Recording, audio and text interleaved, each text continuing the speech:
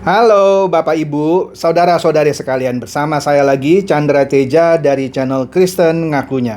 Channel yang membahas kekristenan yang murni, terbebas dari klinik dan pemahaman yang melenceng. Bagi Anda yang belum subscribe channel saya, silakan subscribe channel saya. Tekan loncengnya agar Anda dapat notifikasi setiap kali saya mengupload video-video saya. Oke, tentunya pada kali ini saya akan membahas sebuah topik yang menarik lagi, yaitu mengenai klinik 666. Ya, 666 kalau kita lihat di kitab Wahyu itu adalah bilangan manusia. Jelas ayatnya bilang itu adalah bilangan manusia. Artinya akan ada seseorang yang namanya jika dijumlah, ya, karena ini adalah perjanjian baru, artinya kalau ada nama seseorang yang kalau dalam bahasa Yunaninya abjadnya itu dijumlah, nilainya 666, itulah si antikris. Oke, saya sudah pernah bahas ya, nggak usah saya bahas lagi ya. Jadi jelas antikris itu berbicara mengenai bilangan manusia, ya. Kemudian sudah pernah saya bahas juga, selain berbicara mengenai manusia yang si antikris itu, ternyata bisa juga orang, kan ini berbicara mengenai orang kan antikris ya. Orang yang anti terhadap Kristus, namanya juga antikris. Siapa yang antikristus? Bisa-bisa orang Kristen sendiri yang antikristus. Anda jangan pikir kalau seseorang sudah jadi orang Kristen, dia bukan antikris. Dia bisa jadi antikris. Siapa itu? Yaitu orang Kristen yang dalam kehidupannya sehari-hari menolak tunduk terhadap perintah Tuhan. Berarti dia anti dong, disuruh begini, dia tidak melakukannya. Anti dia. Atau dia sudah dibaptis, di KTP disebut agama Kristen, tapi sehari-harinya tidak mempraktekkan kehidupan orang Kristen. Itu antikris. Atau dalam kehidupannya justru dia melakukan hal-hal yang jahat, memerintahkan orang untuk membunuh, membuat kesaksian palsu, membohongi orang, menipu, dan segala macam deh ya. Katanya orang Kristen. Inilah antikris. Oke, sudahlah, kita nggak usah berpanjang-panjang lagi ya. Nah, yang saya mau bahas di sini adalah begini. Kebanyakan orang Kristen akhirnya diajari mengenai 666 yang ngaco dari konsep ini gitu. Ada dua hal yang saya mau ulas pada kesempatan ini, yaitu mengenai angka 666 itu sendiri. Jadi begini, satu ketika ada orang melihat mobil lewat, tulisannya B666 sekian. Sebagai catatan, Bapak Hotman Paris Hutapea punya sebuah mobil, nomornya B666 LAW, LAW, hukum. Nah, banyak orang Kristen yang langsung menghakimi, nah ini mobilnya si antikris gitu ya.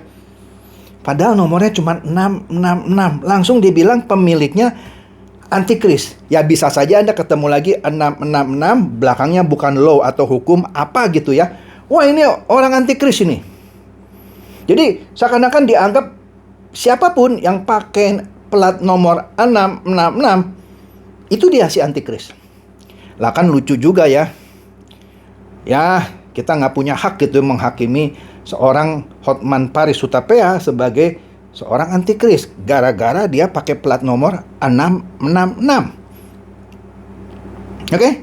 Nah, berkaca dari sini artinya kebanyakan orang Kristen seakan-akan meyakini angka 666 yang muncul di plat nomor mobil seseorang itu sudah berarti itu adalah nomor buruk karena itu adalah nomor antikris. Jadi dia percaya 666 itu antikris. Atau kalau di luar negeri kan nomor rumah bisa sampai angkanya 3 digit gitu ya. Kalau kita ketemu rumah 66, wah ini rumahnya antikris gitu ya. Kan lucu ya. Deretan angka 666 itu dianggap pemiliknya si antikris. Padahal bukan itu maksudnya 66 di kitab Wahyu. Oke, jadi satu ya. Tidak sedikit orang Kristen yang percaya kalau melihat nomor plat mobil 666 atau rumah orang yang 666 dibilang ini dialah si antikris. Jadi dianggap 666 itu nomor jelek. Kalau ada nomor jelek artinya ada nomor bagus kan? Nah, ini menarik. Satu ketika saya ke bengkel mobil minta bantuan orang bengkel itu untuk menggesek nomor mesin mobil saya, karena saya mau memindahkan plat nomor yang menurut saya nomor bagus. Versi saya boleh dong. Nomor bagus itu bisa saja tanggal lahir saya, ya, atau apapun lah yang saya anggap bagus. Karena saya mau ganti mobil, saya pindahkan nomornya. Saya mau pindahkan ke mobil baru, itu boleh, ya. Karena saya nggak bisa gesek, saya ke bengkel, saya suruh montir di sana untuk gesek. Ada di satu stiker khusus gitu ya. Kemudian ada seorang Kristen mendekati saya. Kebetulan nomor mobil saya itu nomor yang sering dipakai oleh orang Tionghoa. Di dalamnya mengandung angka 168. Enggak persis 168, tapi ada angka 168-nya. Tepatnya gini aja deh. Angkanya adalah 1688. 8-nya ada 2. Ya saya suka saja nomornya itu. Karena nomor handphone saya di dalamnya mengandung angka 1688 juga. Terserah saya dong kalau saya mau pakai plat mobil nomornya 1688 kan. Kebetulan kebanyakan orang Tionghoa meyakini angka 168 itu angka bagus. Ilufat.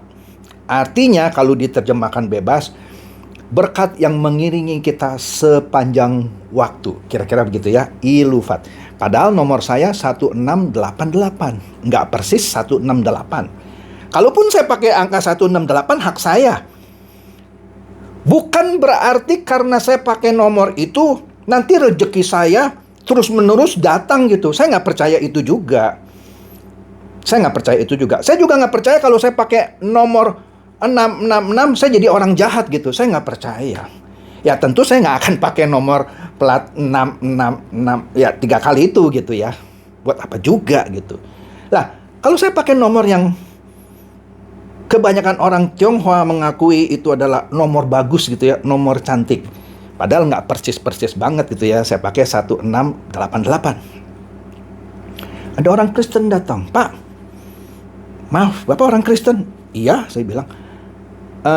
Kenapa nomor Bapak 1688? Terus saya tanya kenapa? Bapak percaya kalau angka 168 itu akan mendatangkan rezeki ke Bapak? Saya malas jawabnya. Karena saya tahu ini orang bermaksud menghakimi saya, seakan-akan dia mau bilang, Anda orang Kristen tapi pakai plat nomor 168, berarti Anda percaya bahwa angka 168 itu akan membawa rezeki kepada kehidupan Anda. Saya tahu dia akan berbicara seperti itu. Maka saya nggak jawab. Saya tanya, nama Bapak apa? Nama saya Yohanes, katanya. Terus saya tanya, kenapa Bapak nggak pakai nama Yudas ya? Itu kan nama baptisan ya. Kenapa Bapak nggak mau pakai nama Yudas? Ya Yudas jelek, Pak. Yudas itu pengkhianat, Pak. Yohanes bagus, Pak. Oke, terus apa salah saya pakai angka 1688? Ini bagus. Iya ya, dia bilang ya. Ya sudah, jangan tanya saya lagi ya. Jangan tanya bahwa kenapa saya pakai 168.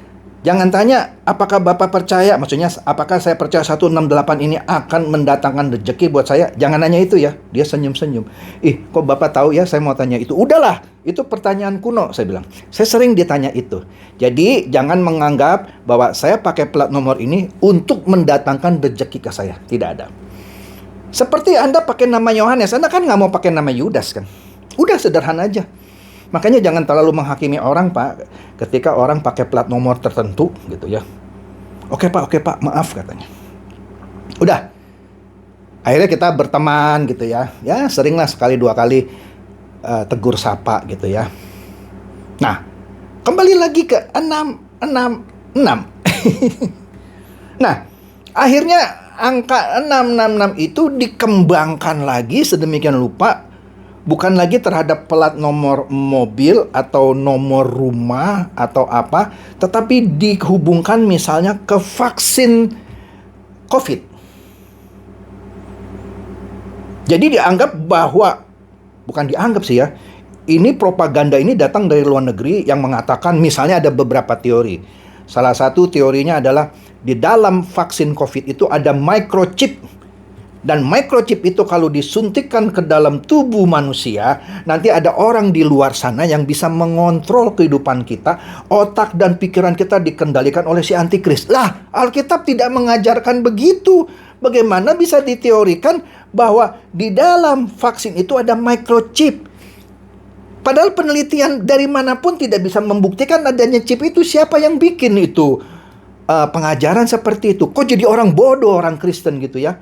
Kemudian ada juga vaksin COVID-19 itu yang mengandung enzim luciferase. Sudah pernah saya bahas, tapi bukan di channel ini, channel lain.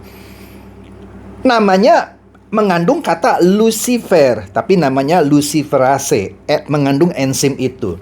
Nah, itu enzim yang kalau dunia kedokteran sudah tahu itu enzim apa gitu. Dihubung-hubungkan. Nah, karena mengandung enzim luciferase, inilah enzim si setan yang kalau disuntikkan ke dalam tubuh manusia, dia akan dikendalikan. Astaga. Jadi, inilah zaman antikris dengan menyuntikkan vaksin ke orang-orang sehingga nanti dia akan dikendalikan. Sehingga timbul gerakan anti vaksin. Nah, justru pendetanya yang mengajarkan untuk tidak terima vaksin, dia sendiri divaksin 2 kali. Lah kan lucu ini. Ya, inilah pengajaran yang tidak bertanggung jawab. Justru pengajaran seperti ini yang bisa membuat orang-orang Kristen jadi rentan terhadap serangan virus COVID-19. Karena dihubung-hubungkan vaksin COVID-19 adalah si 666. Kan bodoh banget ini ya. Padahal Alkitab bilang 666 itu adalah bilangan manusia. Bacalah kitab Wahyu ya. 666 itu bilangan manusia. Yang mana seseorang yang namanya ditulis dalam bahasa Yunani, kalau jumlahnya 666. Itulah si antikris. Dan bukan itu saja, tadi sudah saya katakan, orang Kristen pun bisa jadi antikris. Nah, orang-orang yang mengajarkan bahwa vaksin COVID-19 itu si 666, justru dia sendiri si antikris. Kenapa? Dengan mengajarkan orang untuk tidak terima divaksin, ya, dia mencelakakan orang. Dia antikris. Dia antikris. Iya. Dia lebih suka orang mati gitu, tidak terima vaksin. Mendingan kamu mati aja daripada kamu divaksin menerima si antikris. Ajaran dari mana itu? Ya. Jadi saran saya, kembali ke klinik 666. Percayalah bahwa vaksin COVID-19, karena saya masih tahu di luar sana masih ada sebagian orang Kristen yang anti divaksin. Dia lebih rela mati kena COVID-19, tapi tidak terima vaksin. Murni badanku. Bahkan ada ibadah pelepasan bagi Anda yang sudah menerima vaksin. Astaga. Unbelievable. Tak dapat dipercaya. Tapi itu jadi ada. Di Facebook saya baca ibadah pelepasan bagi mereka yang sudah terima vaksin COVID-19. Karena dianggap sudah pernah menerima si 666. 6-nya 3 kali ya. Padahal orang ini yang mengajarkan ini dan juga mengadakan ibadah pelepasan 666, itulah si 666 antikris. Dia lebih suka orang mati gitu ya, ketimbang terhindar dari COVID-19. Ajaran dari mana? Nggak tahu. Oke? Jadi demikian saja mengenai klinik 666. Yang pertama yang dihubungkan dengan plat mobil atau nomor rumah, dan terakhir yang dihubungkan dengan vaksin COVID-19 yang dianggap si antikris itu, si 666. Padahal nggak ada hubungannya. Oke?